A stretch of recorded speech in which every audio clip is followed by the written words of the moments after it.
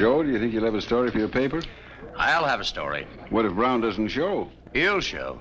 Well, maybe it'd be just as well if he didn't. Nothing but a murderer. Boasting of his private cemetery and his 16 notches in his gun. Did you hear what he said he'd do if he ever set foot in his courtroom? Well, knowing Sam Brown, we can be sure it'll be sensational. He swore he'd shoot up the judge and the jury and drag Bill Stewart into the street with the seat of his pants, no less. Our being here is an eloquent testament to our faith in Bill Stewart. He's all the protection we have against these gunmen. Protection, is it? Fine protection Stewart can give. Well, he's not a fighter. I've never known him to use his gun. He's nothing but a man of law. One day, John Mackey, when you've coined your million of Comstock silver and have had time to think, you'll realize that all the great fighters of the world have been men of law.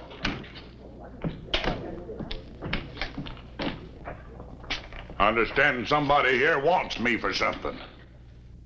The legally constituted government of the Free Territory of Nevada wants you, Brown. Free Territory of Nevada? Never heard of it. This is Virginia City, the Comstock lode, and not a darn thing else. That's where you're wrong. The Citizens Committee petitioned the federal government at Washington, D.C. to grant territorial status to all the land west of Utah and east of the border of California. Well, I don't recall anybody asking me about it. We wanted to enforce the law, not corrupt it. This don't change a thing, Stewart. I'm the only law the Comstock's gonna have. Self-government may be a good thing, but it looks to me as if Nevada isn't ready for it yet. Your Honor, gentlemen of the jury, I'm ready to proceed if you are.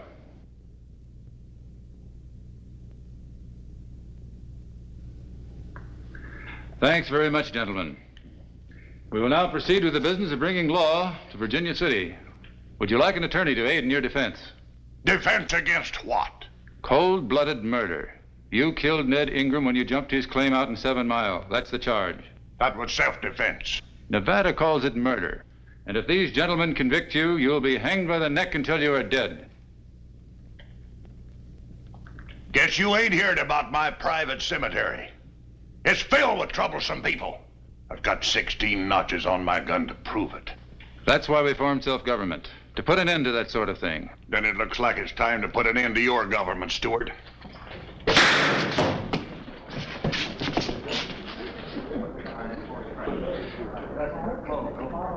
This territory of Nevada will now proceed with the business at hand. It looks as though Nevada is ready.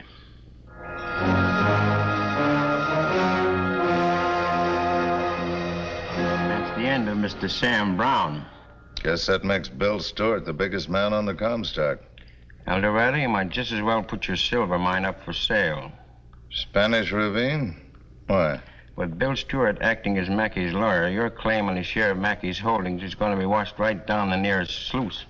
I'll stand firm on my claim that the mother lode of my Spanish Ravine runs right into Mackey's mine. Bill Stewart tries to deny it. I'm going to take care of the biggest man on the Comstock. We all know what you've done for us, Bill Stewart.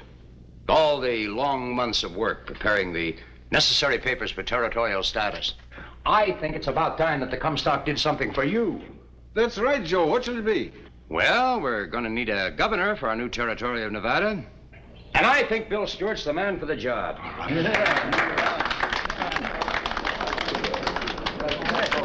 Now tell us, what's the quickest way to get it done? Well, boys, thank you for your kindness, but it isn't as simple as that. You see, it takes statehood to elect a governor. Well, we're just a territory. Our governor must be appointed by the president. Well, all right. I'll write the White House and ask President Lincoln to fill out the necessary papers. Or better, I'll have my friend Joe Goodman do the writing. Writing's his business. Say, if you'll excuse me, boys, I have a few ideas I want to take up with our future governor regarding his inaugural address.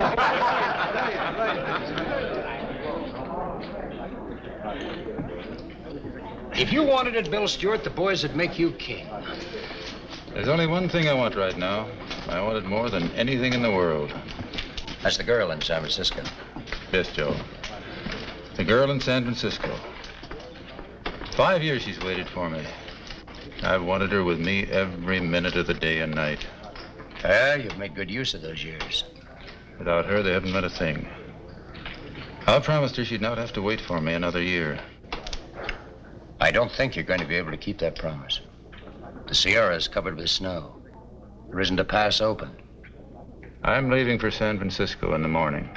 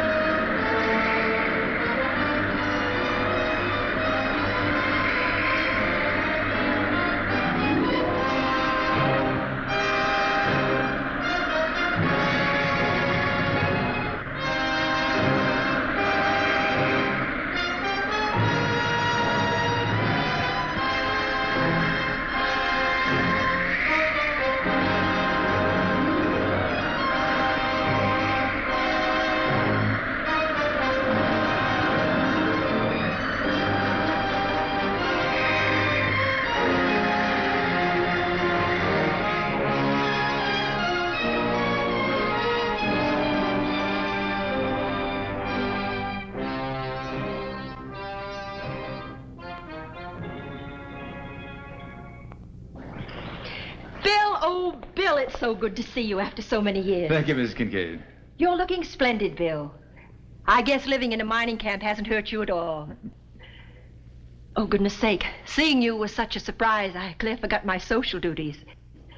This is Miss Annie Foote, the daughter of Governor Henry Foote of Mississippi. Ex-governor, I mean. Oh, dear, what's wrong with me today? The governor and Annie are staying with us until they can find a house of their own, Bill.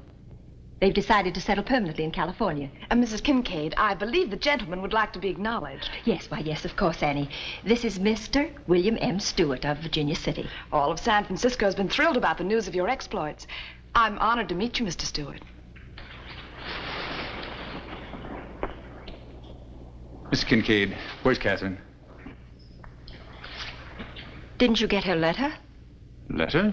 There hasn't been a letter across the Sierras in months. Oh, Bill, I feel so badly for you. Why, Miss Kincaid? After so many years, Catherine couldn't wait any longer. Tell me, please. Catherine was married a month ago to a Mr. Charles Bannion from Seattle. He came down to San Francisco in his sailing ship with a load of lumber. Right after the wedding, they sailed back up north.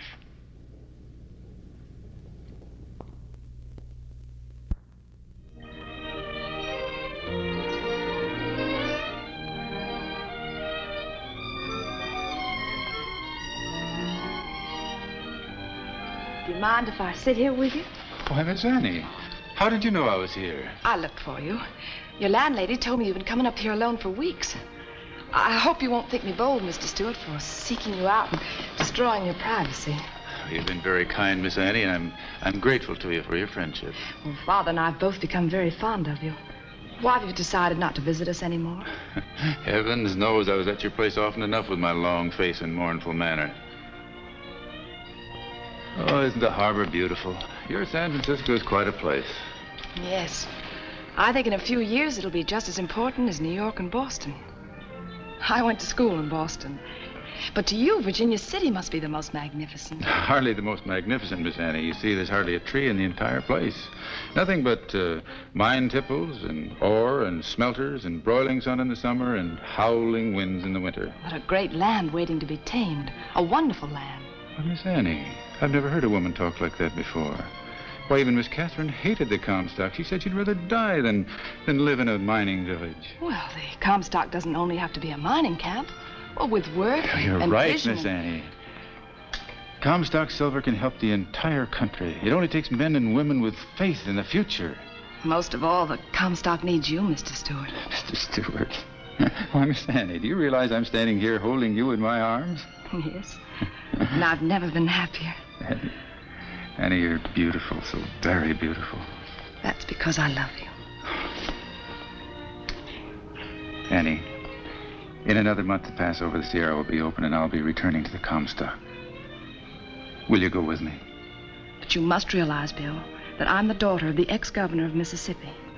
Here in San Francisco, they call us Southerners, secessionists. Behind our backs, they may even call us spies. Well, if they believe that here, Bill, what will they think in a small, isolated community such as Virginia City? Annie, after all... Well, it's your life I'm concerned about, Bill. What will happen to you if you return with a Southern girl? Annie, I'm surprised at you. After all I've told you about the Comstock, why, I practically built law and order there with my own hands. My friends won't forget that. And they're real good people, Annie. You'll see.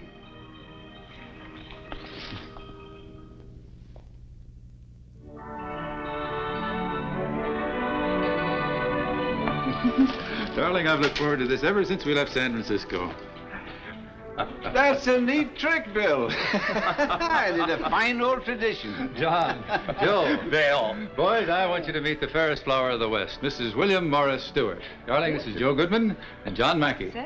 Well, we all expected you to win a princess from the city of the Golden Gate, Bill, but we never thought it would be the queen. Oh, thank you, Mr. Goodman. You're much too kind. Annie, I warned you that Mr. Goodman could play more tricks with words than any man west of the Mississippi. Well, where's everyone, boys? I thought there'd be a crowd here to greet us.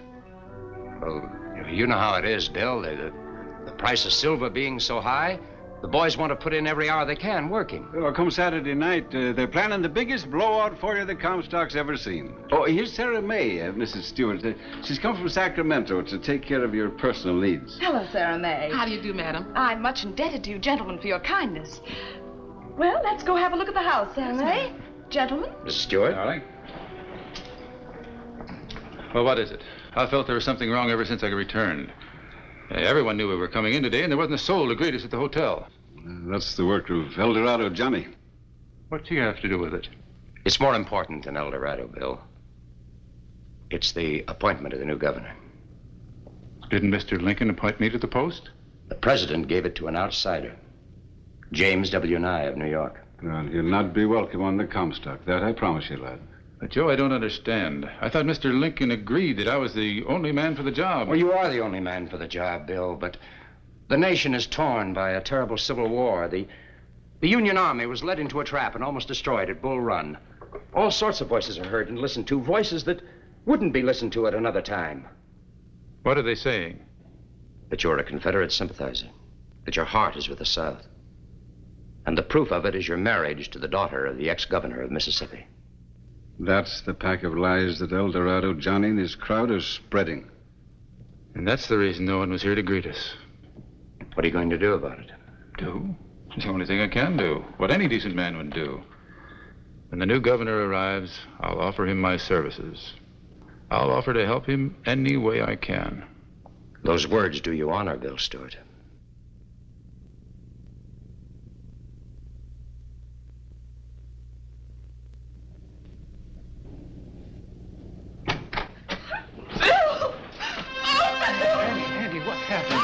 They threw mud at me and they called me Johnny Red.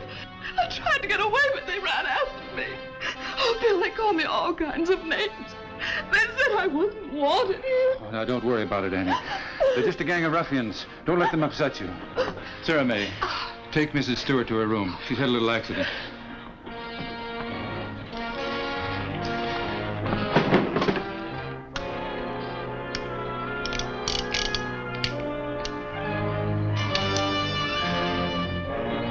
Colorado!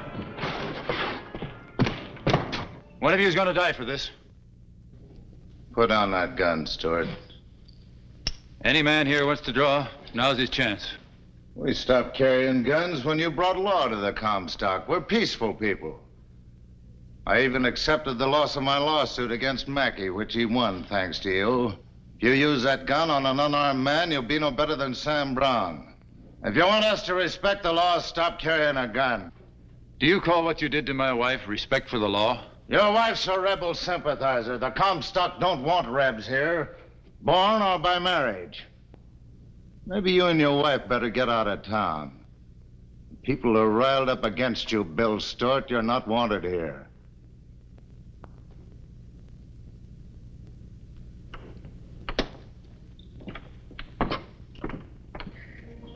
Oh, Bill, why did you do it?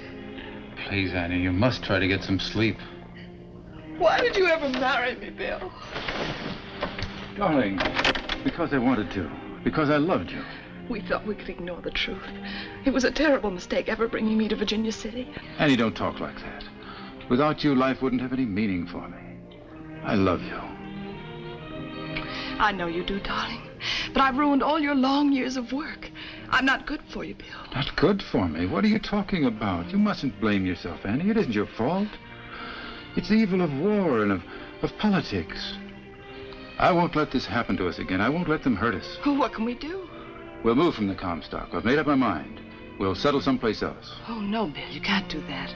You belong here. This is our home. I hate the sight of the place.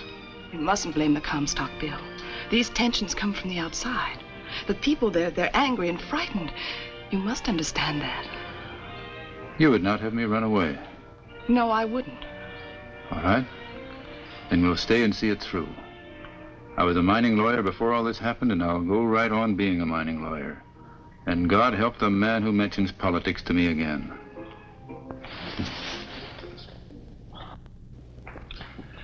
I know how Mr. Stewart feels, gentlemen. In the 6 months I've been in Nevada, I've learned of his great accomplishments. I know he feels bitter because he thinks he should be governor instead of me. But in times of such great peril to the nation, loyalty to one's country comes before anything else. Governor Nye, you need never question the loyalty of Bill Stewart.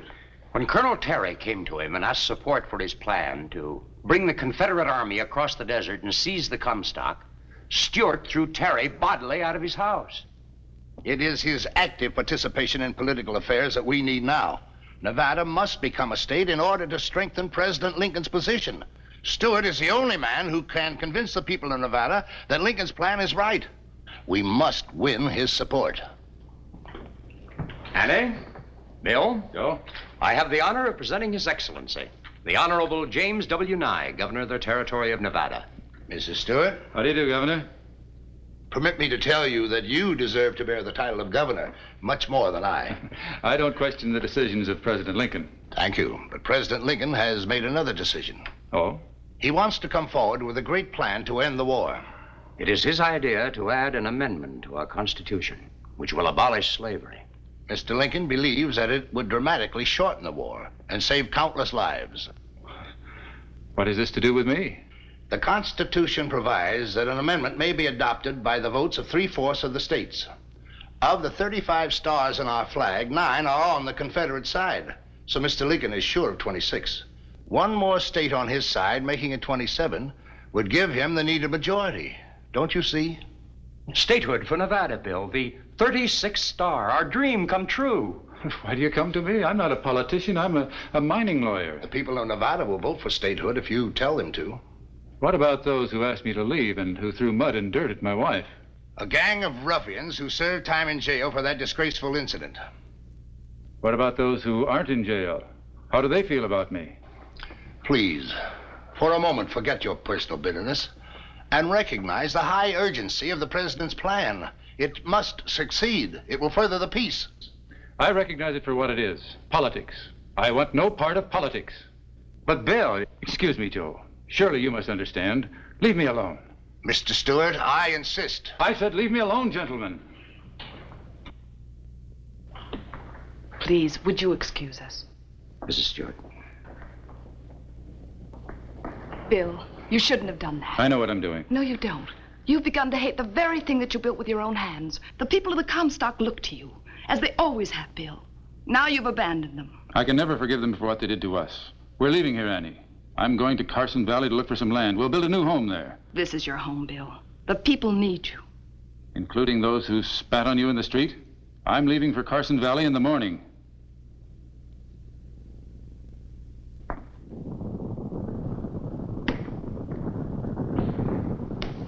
Good morning, ma'am. Hello, Sarah May. Were the church services pleasant today? Well, the Reverend Newcomb talked about the war and the sufferings on both sides. Will you close that window, Sarah May? That noise is terrible. Yes, ma'am. Even on the Sabbath, the struggle for silver never ends. Sometimes I wonder if Bill is right. I wonder if it's worthwhile wasting a life here. It's the Spanish Ravine!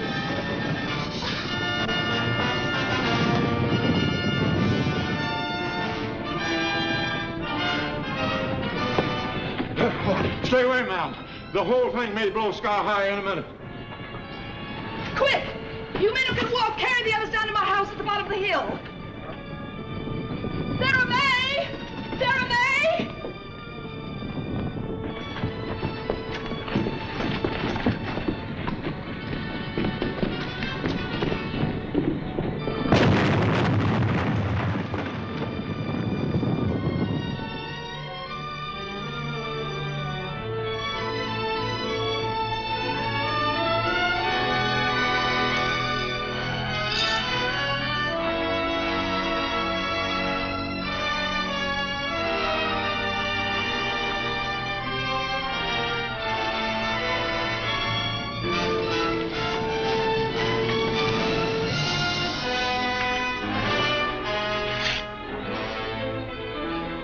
Stewart, I must compliment you on the great job you're doing. Where did you ever learn so much about nursing? Well, I've always had the knack for it. If they'd allowed women to study medicine, I'd have loved to become a doctor. Mrs. Stewart, you must get some rest. You've been at this now for over 18 hours without a pause. I'll rest later. There's still men who need help.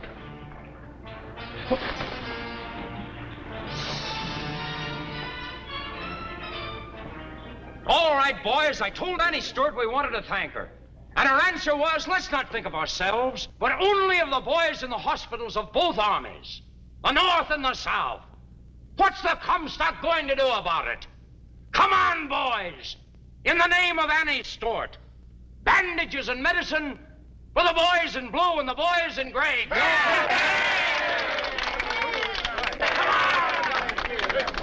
Quiet! Lipatosi gives $1,000 in the name of Annie Stewart. Chola gives 3,000. Devil's Gate gives $10,000 and dares anyone to beat it. Spanish Ravine cannot give silver, but it can give thanks to Annie Stewart and humbly ask her forgiveness. Thank you, Johnny. Joe, I just heard the news. How's Annie? She's resting now, Bill. She almost worked herself to death. Bill, I want you to know that Annie did more for her country today than any Army general.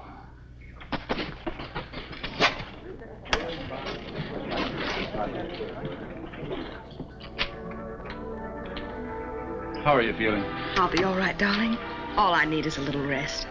Annie, I've been a fool. A blind, stupid fool. You mustn't say that. You're a proud man. You were terribly hurt. But you didn't ask any questions. You went right ahead and did what you felt was right. That's because we belong here, don't we, Bill? Yes, Annie, we do. Now will you see Governor Nye? Of course I will. Yes, Bill Stewart went out and campaigned with rousing success. The flag got a new star. President Lincoln got a new state. Bill Stewart's election as the first senator of Nevada was assured. In Washington, he became an important political figure, working successfully for his state and his country to bring about the greatest achievement of all, the termination of the Civil War and the emergence of peace to the now truly United States.